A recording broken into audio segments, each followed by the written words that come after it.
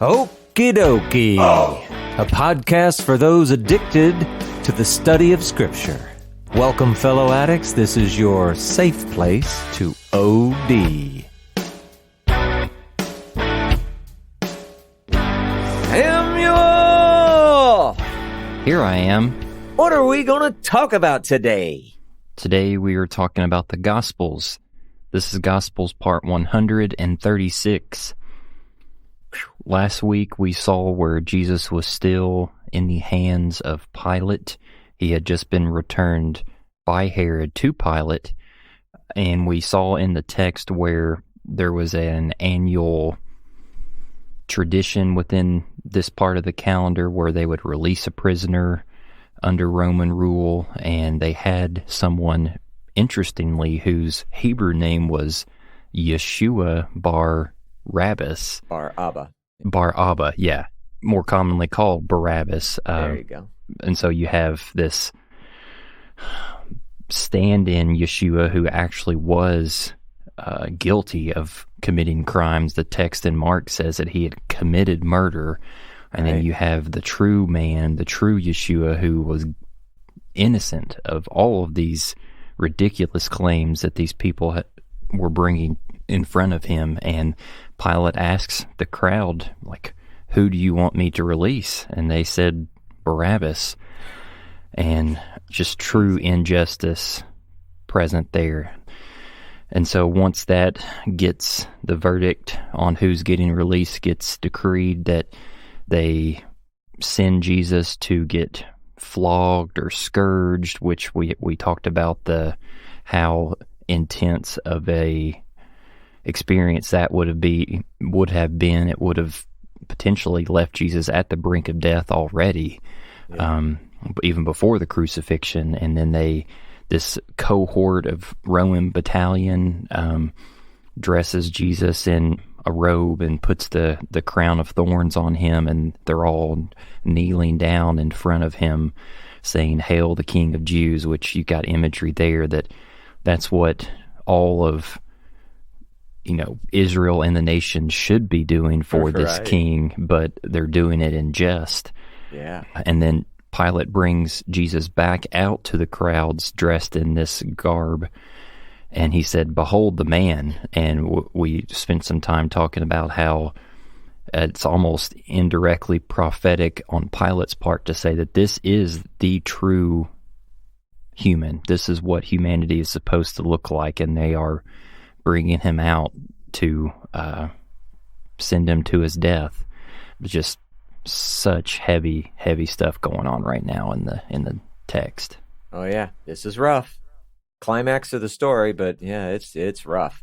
Yeah, so the thing is, the crowd's all worked up. They're all yelling, crucify him, whatever. Pilate's trying to get out of it, trying to put it on them. Even told them to go crucify him or to take care of it themselves. I remember exactly how he says it. But we're picking up John chapter 19, verse 7 through 11. And, well, let's just see how the Jews, the crowd, respond. The Jews answered him, "We have a law, and according to that law, he ought to die, because he has made himself the Son of God." When Pilate heard this statement, he was even more afraid. He entered his headquarters again and said to Jesus, "Where are you from?" But Jesus gave him no answer. So Pilate said to him, "You will not speak to me. Do you not know that I have authority to release you and authority to crucify you?" Jesus answered him, "You would have no authority over me at all unless it had been given you from above. Therefore, he who delivered me over to you has the greater sin." So again, you see that meek man here who's like close to death, and he's still, when he does speak, it's just clear. It's just good. I love this. So the Jews, I say it this way, they kind of sidestep Pilate's offer to kill him themselves. Again, I think it's because they just don't want to be held responsible for the crowds and all that kind of stuff. They can point the finger, the Romans killed him. So anyway, now they bring out the big buns. Oh my God, I look so fat. The big guns.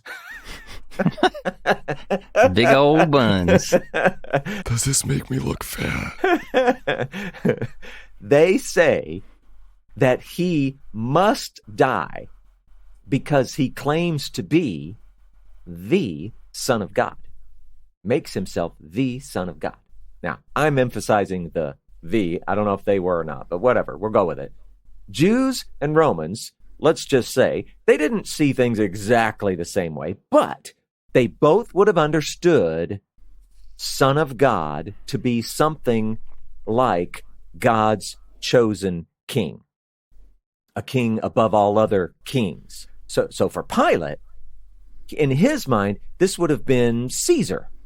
And this really gets Pilate's attention. Remember, he'd already heard a little something from his wife, and so now he's even more afraid. Now, Pilate, he would have had an understanding of things like maybe a demigod, or you might even talk about a human with a divine spark, or little things of this nature. And again, that was how he would have viewed Caesar. And so this whole little deal here would have represented real danger, and that would have been danger to him, danger to the empire, etc. I mean, all of it. And with the caveat, if it were true. Now, at this point, Pilate was probably more afraid because of his own religious myths than even what his wife had told him earlier. But I think we can probably count on both things now working on him and bothering him. So he enters his headquarters, and it doesn't say it in the text. We have to infer that Jesus was brought back in with him. But he tries to get to the bottom of this, and he asks this question, where are you from? Which I think in the context, we have to imagine what Pilate's actually saying is, are you from the gods? That's probably the way he would have understood the question. But Jesus will not speak. And Pilate, he can't believe this guy. Why won't you say something? I mean, don't you get it? Your life is in my hands. I have the authority to kill you or to let you go. So Jesus then finally does speak. And he lets Pilate in on the truth of this whole situation. Pilate, you only have authority over me because God wants it that way. God gave it to you. You probably imagine that your authority is complete, at least right here in this moment, in this circumstance. But it's not. It's only a vapor. And this, I'm guessing, it had to really bother Pilate. In this whole situation, Jesus he'd gotten under his skin. It's like Pilate knows there's something off about this whole thing, but he doesn't really get it. Not the way, in theory, we do, getting a chance to look back, see the scriptures, the big story, all that kind of stuff. Jesus, and I'm going to call this an act of mercy on Jesus's part, mercy toward Pilate. Jesus lets him know that Pilate is not going to be the one who receives the harshest punishment for everything that's about to go down. Those who delivered Jesus over are guilty of the greater sin. So I've made that point. It's an important point. But now I want to jump quickly to kind of like a side note. Please notice, and I'm sure, Samuel, have you heard this? Well, all sin is the same. If you've sinned once, right? Have you heard that? I have. Now, there's an aspect to which that's kind of true in, like when Paul talks about it. If you've broken one element of the law, you've broken the entire law. So there's that side of it that's kind of true. But notice there is such a thing as one sin being greater than another. To murder someone is worse than not keeping the Sabbath, or I don't know, pick a thing. There's some sins are greater than others, and people want to talk their way out of that, but they're wrong to do so. Anyway, back to the original point. Who is it that's going to bear the greatest part of the punishment for what's happening right here? Sammy, you want to take a guess? I mean, it's Jesus is saying that it's not Pilate that's going to get the harsher punishment or judgment. It's going to be these Jewish people who are contending for him to die. Yeah, and we would call it the Jewish leaders, the ones who actually made this all happen. But we also have to remember that this entire generation bears some responsibility because they didn't repent. They've, in effect, rejected the Messiah, rejected the kingdom, all that kind of thing. And so they're all going to be bearing the brunt of this. And we can see, if we just look at what happens historically right after this, well, we see the Sadducees literally just cease to exist. It doesn't take very long. The Sadducees just disappear from history. We see the destruction of the temple. That was a really big deal. There's 2,000 years of exile. We're still in it, right? That's a big deal. And I don't know if this is like a bad consequence, but from the Jewish perspective in this moment, in this time, the Gentiles being grafted in by faith while the Jews are sort of, what's Paul called that partial hardening. Mm-hmm. The fact that the kingdom is postponed until later. The Jews, Israel, they experience the scorn of the nations, or they're scorned by the nations, whatever. You put all this together, they got it pretty rough. But again, if you took this too far and you said that God rejected the Jews or God replaced the Jews or anything like that, you have misread the story. Mm-hmm. That's not what's happening here. But anyway, There's all of that bit. Samuel, what do you got in there? Just one thing on this last bit, and then something previous in the section.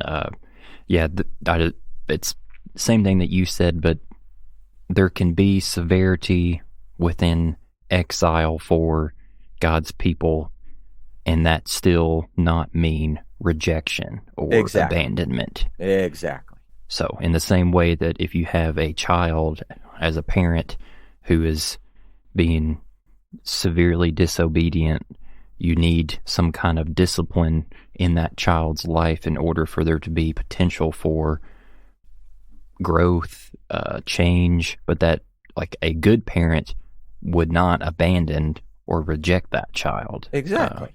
So it's like being in a timeout. Yeah. Right? Kind of a severe one, but hey, that's the idea. And then the second thing I wanted to bring up, in no way am I trying to defend Pilate, because we've already made it clear that he was a bad guy, but we don't know the intentions of his heart, what was going on internally, but he is wrestling with this situation. I mean, I'm just thinking back on how mobile Jesus has been since being handed over from Caiaphas to Pilate. So Pilate got him. He brought him out before the public. After that, he brought him in privately to talk about him, and then was asking him the whole bit about, are you actually a king? Right. And Jesus saying his kingdom's not of this world. And then Pilate brings him back out to the public again, and then he sends him to Herod. Herod does his bit with him. Herod sends him back to Pilate. Pilate has another bit out in the public with Jesus. Right. And then he brings him in privately again to speak to him. So, I mean, this is not a cut and dry situation for Pilate in terms of, the man's guilty, like, just let's be done with this and, send him to his death. Like, what does this have concerning me? Like, I don't know. He's in a pickle right now because there's something more powerful going on behind the scenes that I think maybe he's recognizing. Right. Yeah. Yeah. Now, this is important. I am totally agreeing with your point, but I also want to just reiterate or make sure people understand this again. Remember how I said I had a little trouble interweaving John into the narrative of the Gospels because it feels like they have parts of it that line up and things that happen after, but other parts of it look like they're repeats or whatever.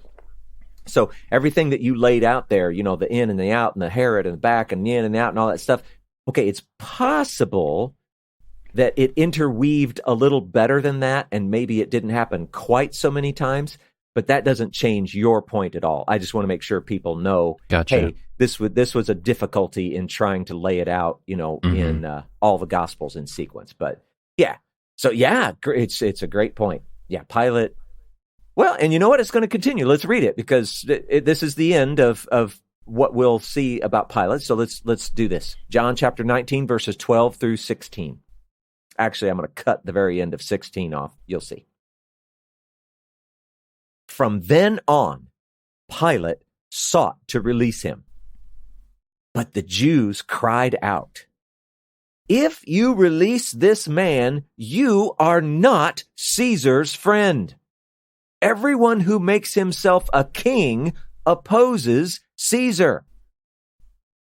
So when Pilate heard these words, he brought Jesus out and sat down on the judgment seat at a place called the Stone Pavement, and in Aramaic, Golgotha. Now, it was the day of preparation of the Passover. It was about the 6th hour, and he said to the Jews, "Behold, your king." And they cried out, "Away with him! Away with him! Crucify him!" Pilate said to them, "Shall I crucify your king?" The chief priests answered, "We have no king but Caesar."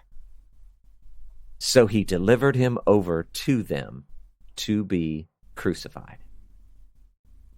Now, there's some weird stuff in here, but shocking and amazing as well. So here we are. Remember, we're in John's gospel. Pilate seems just a little extra motivated to release Jesus. He really did not want to go through with this. But the Jews in the crowd, well, they turned it up to 11. He calls himself a king, which is in direct opposition to Caesar. And so they're telling Pilate, look, if you let this man go, you, Pilate, are Caesar's enemy. It really left Pilate with no choice. He was stuck. If he let him go, word would get back to Caesar, and then he's going to be in trouble. Seriously, there's a guy who's opposing my throne, and you just let him go, right? He would have been doomed. And even if this Jesus guy is just a loon, some loony dude, it doesn't matter. Pilate would have been in trouble. So, in fact, this turns out to be an outright threat against Pilate. Crucify him or else. Now, interestingly, John has us at noon at this point in the story. There's going to be some contrary info coming up from Mark. But remember, John is the one who also has us on now Passover Eve. So Pilate does what he must do, at least in his eyes. He sits on that judgment seat. Remember, we talked about that. The Jews were just waiting. Will you please do the final judgment bit? This is the place from where his official decrees are made. And finally, he's going to make the judgment and present Jesus. And he takes one last dig at them. Behold your king, which is kind of funny because remember what he said earlier. You brought it up, Samuel. Behold the man, and now he's saying, behold your king. He's stepping up the mockery. Who's he mocking, Samuel? I mean, is he mocking the people? Yeah, the Jews, the crowd. Yeah, he's not mocking Jesus anymore. He's going after them.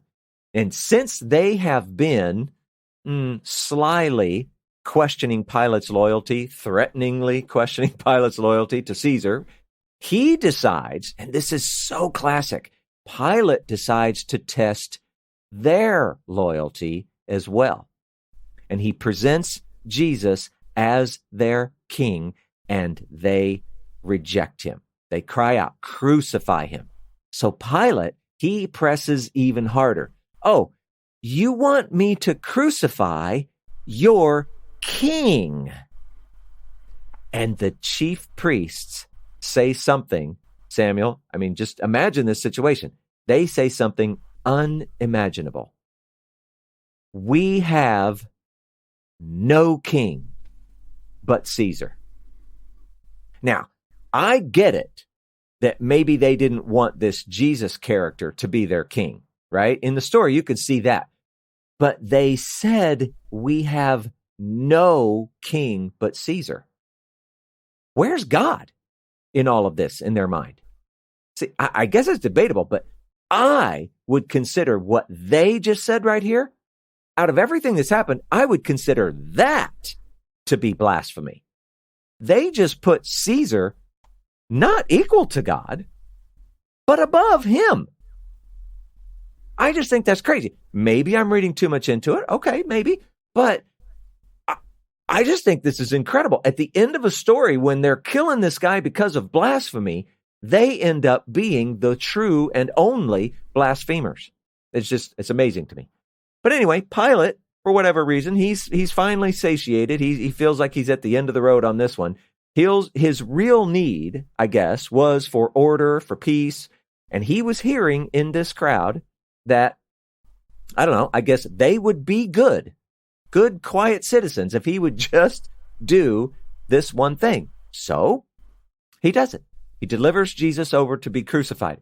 Now, I think it's funny that it says he delivered him over to them, but we know that the Jews didn't carry this out. It was the Romans, and we'll see that as we carry on in the story. So it's odd language there, but I just don't think we should put too much into it. So just wanted to recognize it.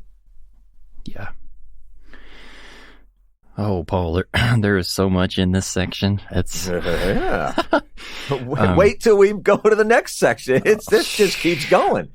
I just find it. You brought up a really good point about him being stuck, like, by this crowd. Yeah. It's so ironic that Pilate had just said in a previous section to Jesus, like, don't you know that I have the power or the authority to either release you or crucify you? Yet, in reality, it like that text doesn't seem like he did. Like he got so backed up into a corner by this crowd that he was forced to make a decision that maybe he didn't even want to or felt like he needed to. So I just find that really telling. And then another thing, just to hopefully reinforce that Pilate was mocking the crowd and not Jesus when he's saying, "Behold your king." Like, think about the absurdity with what Pilate must be thinking. Like, you've got this man before him that is beaten, bloody,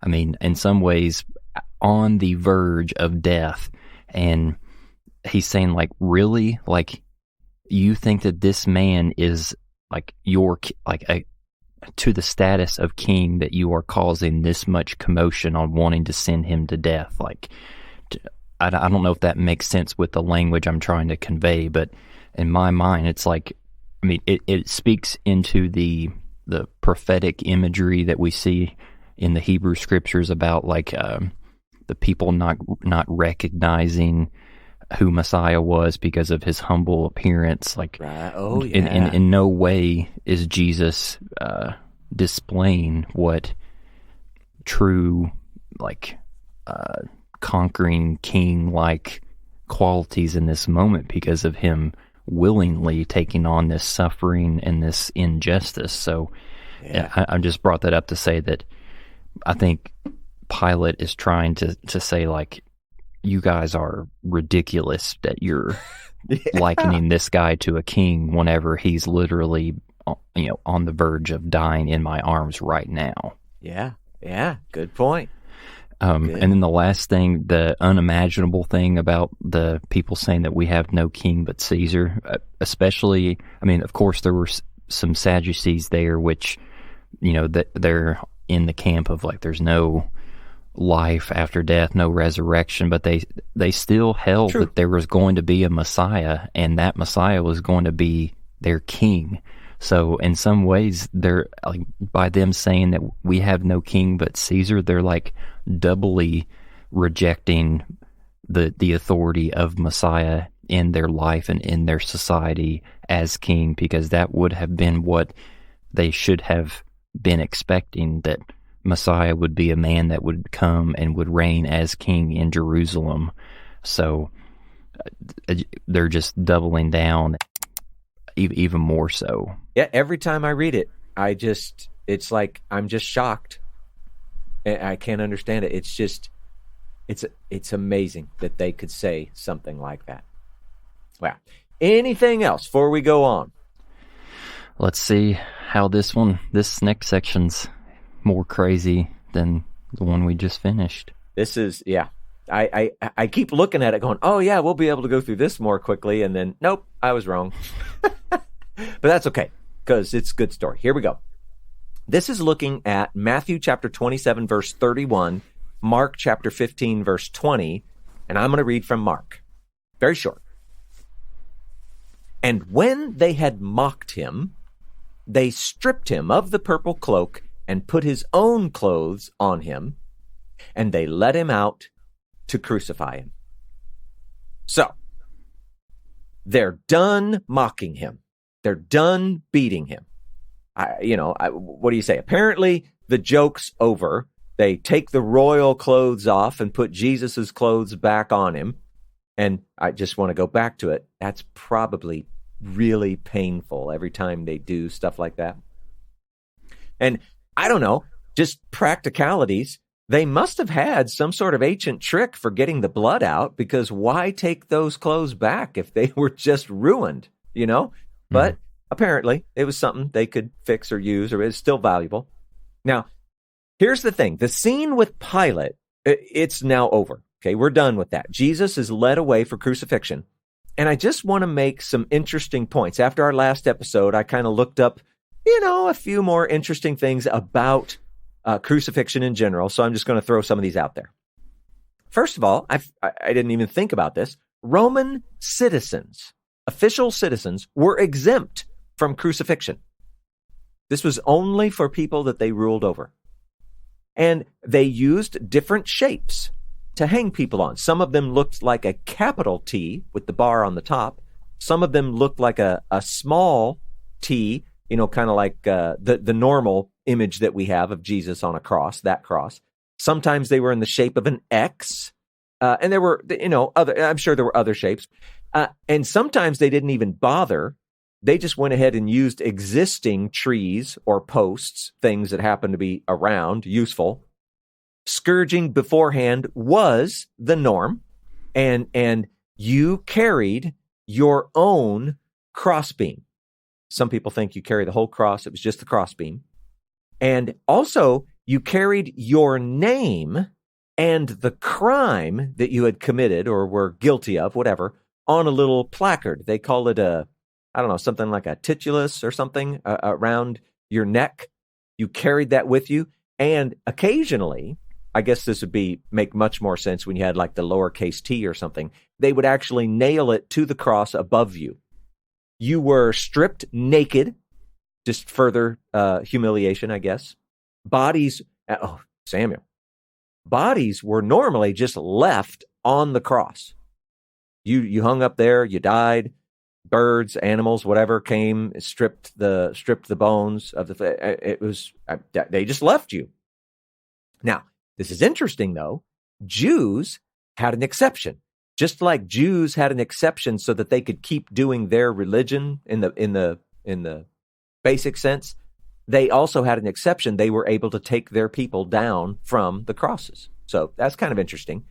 And where they crucified people was also important. It was often beside roads or gates, entryways, whatever, anywhere that it was public, because they wanted this to be a public spectacle. Probably, if you think about it, if people were traveling to and from Jerusalem, right, on the annual, hey, you got to go in for Passover, you got to go in for whatever, it was probably a normal part of their trips to be walking on the road and seeing people just scattered about that had been crucified. Maybe Some were recent, maybe some were old, whatever, just bones. But it's crazy. And this was, I don't know. Well, if someone who's crucified, if they're just left on their own, nobody interferes in any way, the victims, on average, probably lasted anywhere from 1 to 3 days. And I'm sure a lot of this depends on the scourging that they got. 1 to 3 days. It was horrible. It was agonizing. And we may as well just call a spade a spade. It was evil. Mm. It just was. So, yeah. I know it was a short verse, a lot to say, but there you go. There's a little more information about crucifixion. Wasn't also it common that Rome would reuse crosses for multiple different crucifixions? Oh, sure. Because I've watched some videos. Especially the Jewish ones. Yeah, recently where they found, like doing some archaeology work to look at what crucifixion looked like in the first century, and they found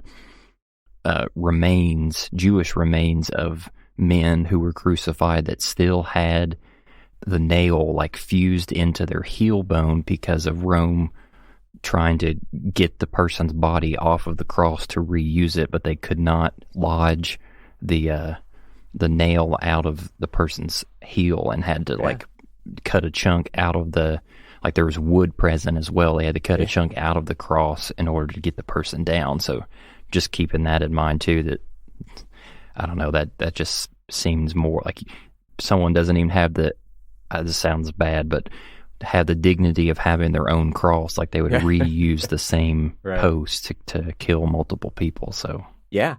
Often the vertical post, the one that was in the ground, that was often left in the ground, and you were attached to the crossbeam first, and then they used like these, I don't know, it was almost like forked bars, or I don't know what else to call them, this forked instrument to actually lift the crossbeam up onto that post that's in the ground. It would attach up there instead of like you mentioned that movie Passion of the Christ. They kind of dump him in there, and he falls. And it wasn't normally like that, but it's not to say it couldn't happen for sure.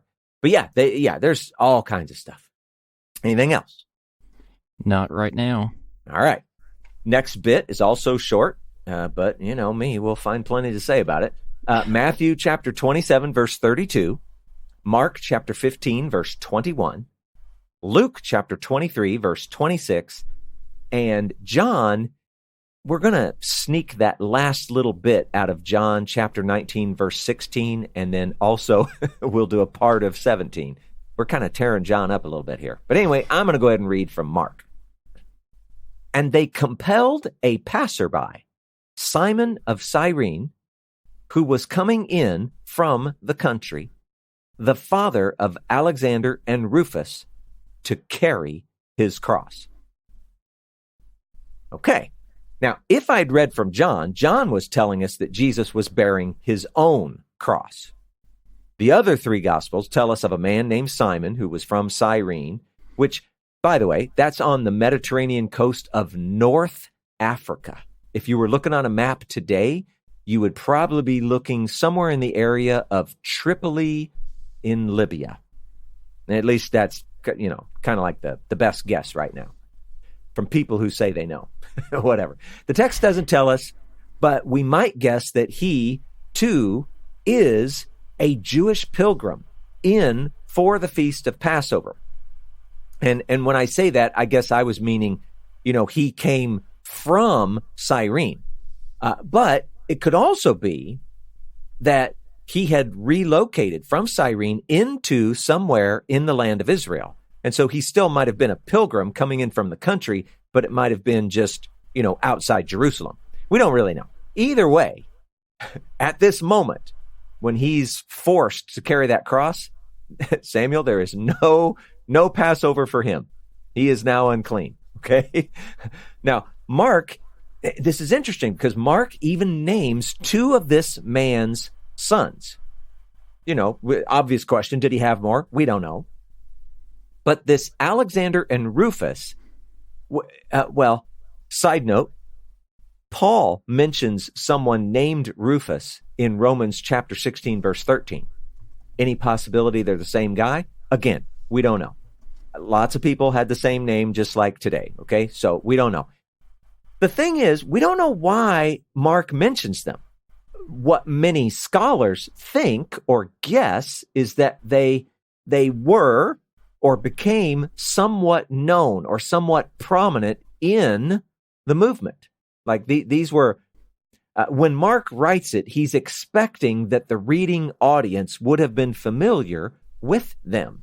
So they have some popularity in the movement. But we don't know anything more about them. One interesting thing, back in 1941, an ossuary was discovered, whatever you want to call it. And on it, it was labeled a couple different languages. It said a couple things. The bones of Alexander, and it said Alexander of Cyrene. So again, it wasn't the guy that carried the cross, but it was theoretically one of these two sons. I think that's just amazing. Confirmation. Can I ask a clarifying question real quick? Is it inference based to say that this guy, this Simon of Cyrene, was Jewish? Yes. Okay, so there is a possibility that this guy could have been a Gentile that was like just in the land as well. Yeah, totally possible. There was a fairly large Jewish contingent in and around Cyrene. So that I think is why people go for it. And then again, it's Passover Eve, man. Right. What are you doing in the city of Jerusalem at this time? For sure. Yeah. But it's possible that he could have not been Jewish. So you have to say it. So anyway, this Simon guy, he is compelled, let's just say forced, to carry Jesus's cross for him. Now, this wasn't unheard of, but remember I just told you part of the thing about crucifixions, you were supposed to carry your own cross. So it reminds us that Jesus, he was in bad shape after that scourging. The text doesn't say it explicitly, but I think within it you have to assume Jesus was simply too weak to carry that cross for himself. Now, for what it's worth, I'm going to say it again, it wasn't the entire cross. And not every cross was the same, whatever. But some estimates, this is based on archaeology, if you were to carry the entire cross, they put it at 300 pounds or more as a maximum. Just the crossbeam alone, estimates range from, say anywhere from like 75 to 125 pounds. So just say average 100 pounds. You had to carry 100-pound crossbeam. Now, I'm just going to say, maybe I'm a weakling, but that wouldn't be easy if I had not been scourged. Yeah. Okay? And you might wonder, well, how far do you have to carry it? Simon had to carry Jesus's cross a minimum of a third of a mile. And this is all we're trying to figure out, where was Pilate having this meeting? Where was the actual crucifixion and burial, all those things? Okay, we're sort of going with the traditional locations, but it was a minimum of a third of a mile, and it could have been more if they paraded him through the streets to increase the humiliation. And we include that because that was also very common to do. So, again, the distances are kind of based on the traditional location. That is a long way to carry 100 pounds. So, we could just say, apparently, the men of 2,000 years ago, well, they came from pretty hardy stock, right? They were pretty tough. Now, Jewish writings, this is kind of interesting. It's just a thought. It's an idea. They compare the idea of a man carrying his own cross to Isaac having to carry the wood for his sacrifice with Abraham, which, I never would have thought of that, but that's really interesting. You're carrying the very means of your own death. So I don't know, kind of crazy. Just one last little bit. I don't know how important this will be to people listening, whatever. Being crucified outside the city walls, which Jesus was, has encouraged some parallels throughout history, most commonly to like the red heifer or maybe any of the other sacrifices that, by the instructions, they were supposed to be removed and burned outside the camp, outside the city. What that means is Jesus is, in a sense, being counted with the most sinful, the most impure, the most unclean. And again, it's just that ironic thing because it is the exact opposite of the actual truth. So anyway, there's a lot on that bit. Anything, Samuel? I actually don't have anything other than what I had asked a minute ago. So that's just really cool parallels there with the Isaac and the sacrifices. All right, on we go. Luke chapter 23, verses 27 to 31. Listen to this. And there followed him a great multitude of the people and of women who were mourning and lamenting for him. But turning to them, Jesus said, Daughters of Jerusalem, do not weep for me, but weep for yourselves and for your children. For behold, the days are coming when they will say, Blessed are the barren and the wombs that never bore and the breasts that never nursed. Then they will begin to say to the mountains, Fall on us, and to the hills, cover us. For if they do these things when the wood is green, what will happen when it is dry? Now, you were probably following pretty well up to the end of that one. We'll get there. You got to imagine, okay, again, at this point, John has told us it's around noon. That's going to get contradicted here in a minute. But by this time, whatever time it is, word has gotten out. Jesus' supporters are there to witness this tragedy. In fact, Luke says it's a great multitude. It was loud. It was mournful. So Jesus, here he is in the midst of his, I guess we'd call it a perp walk or something like that, right? He takes the time to teach and prophesy just a little bit more. He's basically saying, look, you don't know it yet, but you shouldn't even be mourning for me. Really, you should be mourning for yourselves and even for your children. And why is he saying this? What's coming in the near future is bad. There will be no kingdom, not like, in its fullness on the earth. There will be no kingdom. There's just doom. So bad, these things that are coming, it's so bad that people will wish they'd never had children because of what those children will have to go through. In fact, it is the barren who will appear to be the blessed ones, the exact opposite of normal. You will wish for death, even that like mountains or hills or whatever would fall on you, would cover you. It's going to be bad. Now, Samuel, I'd like you to read, this is very interesting, something from Hosea chapter 10, verse 8, just the last part there. Thorn and thistle shall grow up on their altars, and they shall say to the mountains, Cover us, and to the hills, Fall on us. Yeah. Any chance in your mind that Jesus was kind of alluding back to Hosea chapter 10? I mean, in verse 30 of this passage in Luke, Jesus at first says, Fall on us, and then he says, Cover us. And it's the same phrases, cover us, fall on us in Hosea. That is a remez. Yeah, it's amazing. And this section in Hosea, this is what's so classic. It is speaking of Israel's punishment due to lack of repentance. This is exactly what is about to come on Israel right here in Jesus' day. And again, this reminds us the big picture part of the story. Why is all of this going down?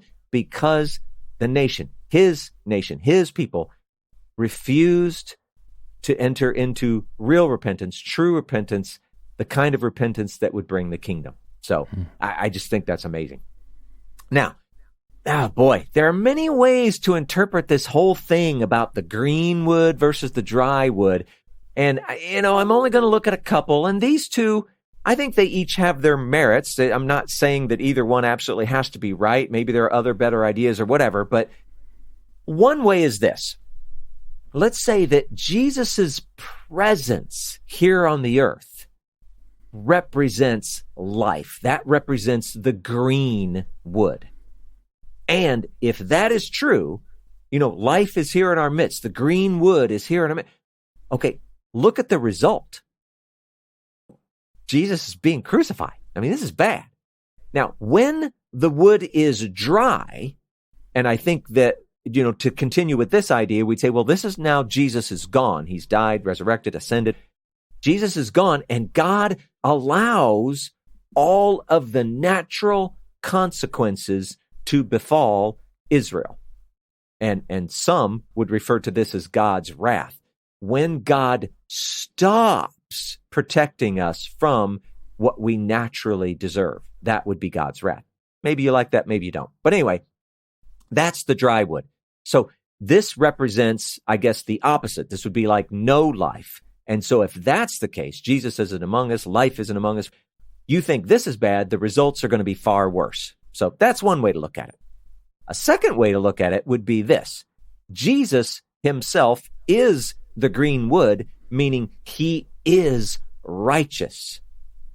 And if this is righteousness's end, that came out, that's hard to say. If this is the end that befalls righteousness, how bad will it be for the wicked or for the dry wood, those who have rejected him, rejected God, rejected all of that, right?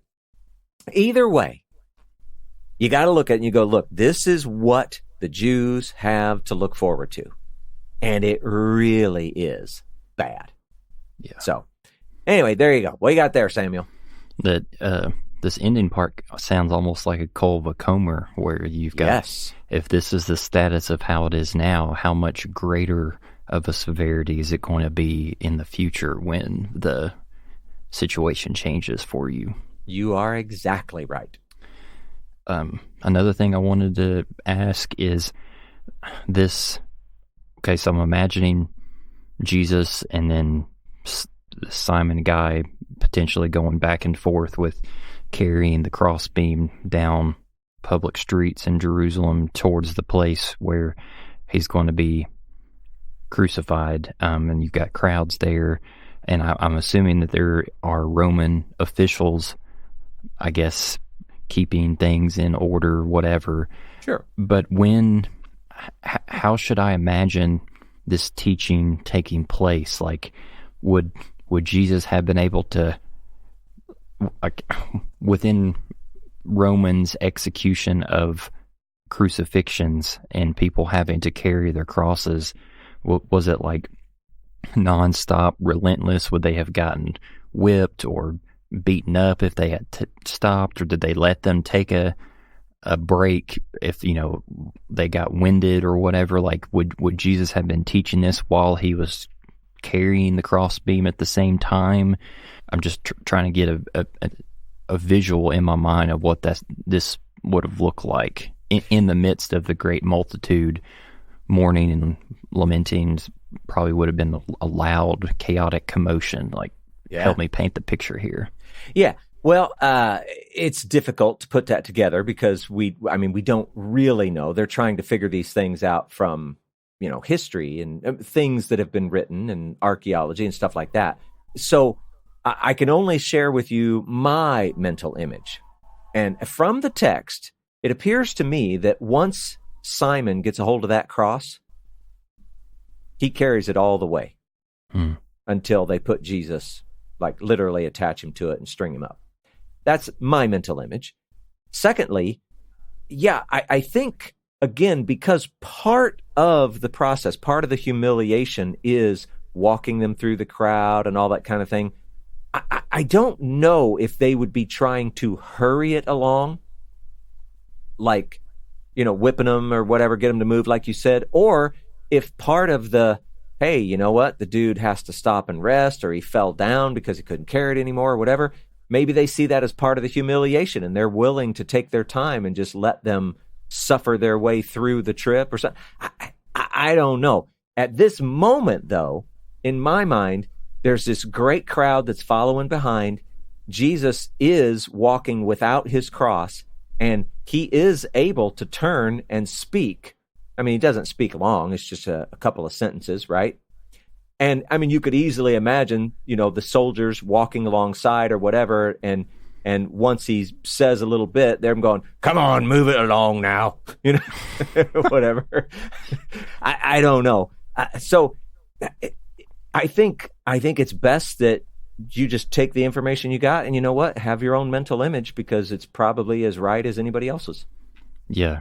Well, I'm glad you brought that up about Simon carrying it the rest of the way. I wish the Gospel of John didn't make things harder with his text saying bearing his own cross, because I mean, if it's customary for the criminal to carry their own crossbeam, and Jesus was in such a bad shape that he couldn't do that, like Roman authorities aren't going to stoop down to a level that low to carry some criminal's cross for them. So it makes sense for this passerby to get roped in, and then if Jesus literally was as in bad a shape as we have been suggesting, then that's making more sense now for it to happen the rest of the way, and Jesus being able to at least to carry himself on his own 2 feet, and then saying this in passing for people to hear.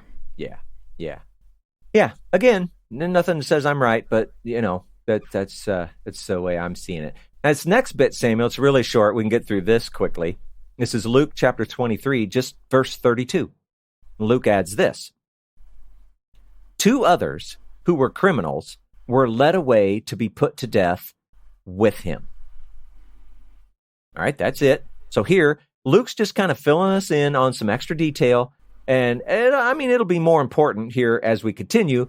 But notice that this is what I see here. Luke is specifying that these 2 were criminals. And it feels like he's doing that as opposed to Jesus, who was innocent. Now, it doesn't say things like if they were scourged or if they had to carry their own cross or whatever. Again, it's that thing like you just did, Sam. You have to create your own mental image, but we would say from what we know about crucifixions generally or commonly, they probably had been scourged. They probably were carrying their own cross, all that stuff. But anyway, Luke just does that much. You got anything there?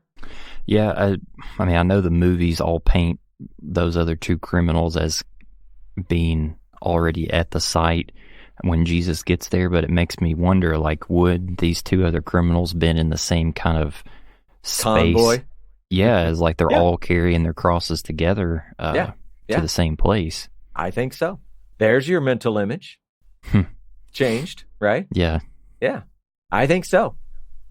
Yeah, so anything else? No. All right, don't want to cut you off. All right, next bit. This is Matthew chapter 27, verse 33, Mark chapter 15, verse 22, Luke chapter 23, verse 33, and John chapter 19, verses 17 and 18. And I'm really I only included like the last half of 17. I'm going to read from Luke. And when they came to the place that is called the Skull, there they crucified him and the criminals, one on his right and one on his left.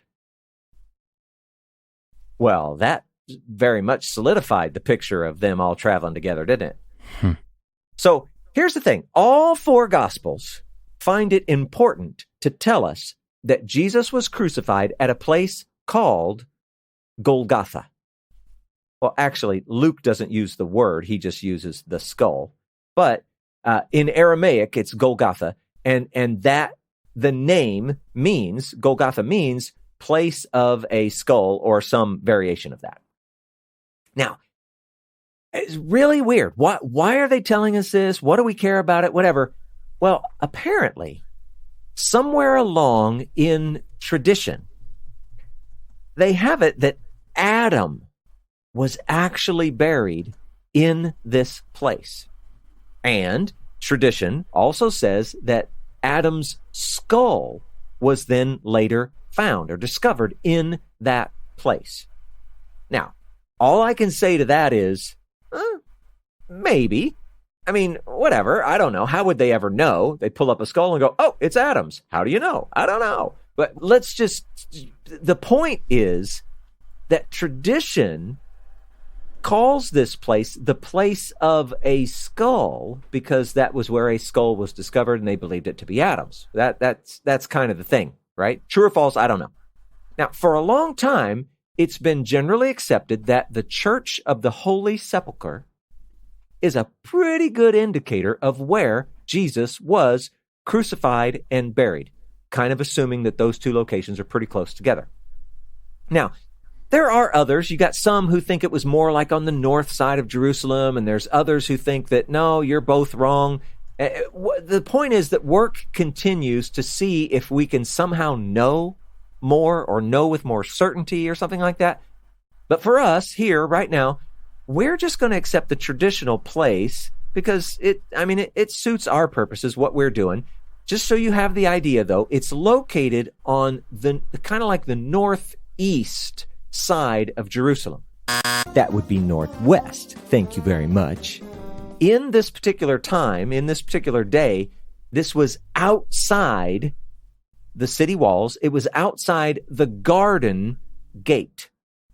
Now, today, if you're looking on a map or if you go visit there or whatever, the old city actually is in this area. I mean, it's like there's an entire city over this spot. And that Church of the Holy Sepulchre is, it's right in the middle of that.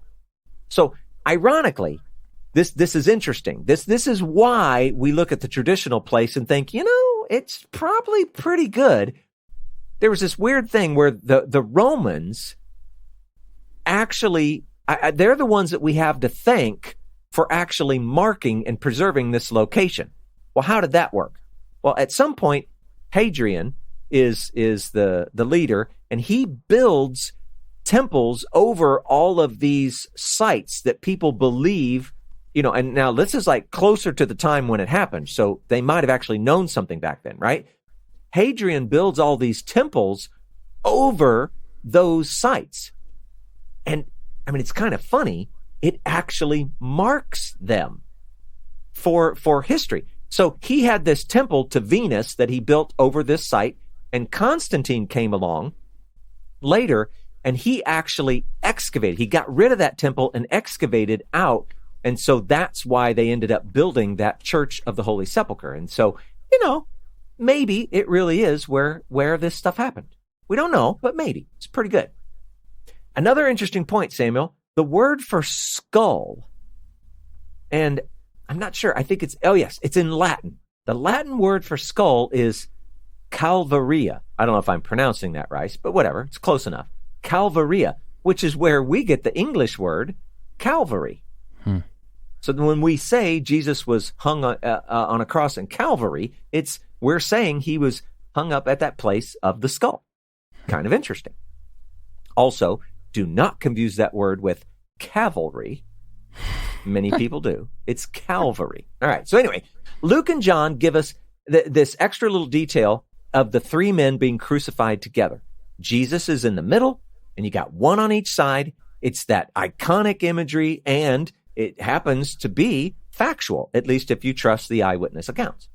Now, I don't know if you remember this, Sam. You remember when James and John, well, it was kind of confusing. Either James and John asked, or it was their mom that asked if they could sit on his right and on his left. Now, think of the imagery here. Jesus is in the middle, and he's got a man on his right and on his left, except they're all being crucified. That's kind of a crazy parallel, right? You can read about that back in Matthew chapter 20, verses 21 to 23. And we just remember again, James and John, you know what? They are going to drink the same cup that Jesus drinks, but not yet.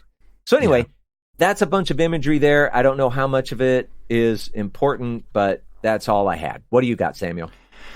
Yeah, this is, again, a classic okie dokie mos of there being nuggets here at the very end of our time together. But I got, when we went to Israel back in March of this year, we got the chance on the Sabbath to walk to the Church of the Holy Sepulchre and visit this place. It's really interesting. Our guide made us aware that this location was a rock quarry where they would have been, chiseling bare limestone to use for whatever purposes for the city, and then they would use vacant areas as tombs themselves. But inside of the church itself is like crazy ornate and elaborate, and it's got all of these mosaics everywhere. But in certain locations within the church, like down in the lower chambers, there are still portions of the exposed limestone where it would have been more reminiscent of what that quarry would have looked like. And if we're just taking another, like a geographical or a physical interpretation of why Golgotha was called the skull, it is said that there were two